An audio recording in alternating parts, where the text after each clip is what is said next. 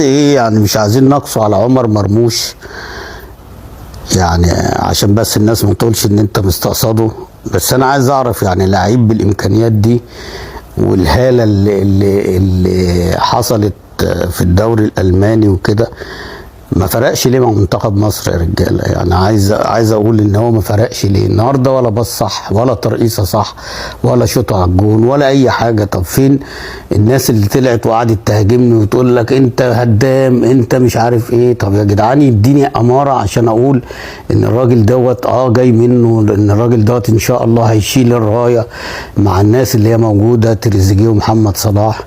ولكن ايه رايكم في المستوى؟ يعني هو اللي كان المفروض يخرج قبل زيزو، انا بتكلم بمنتهى الامانه، قبل زيزو كان هو اللي يخرج مش زيزو اللي كان يخرج. ولكن انت عارف بقى في العرف عندنا بقى المدربين بيخافوا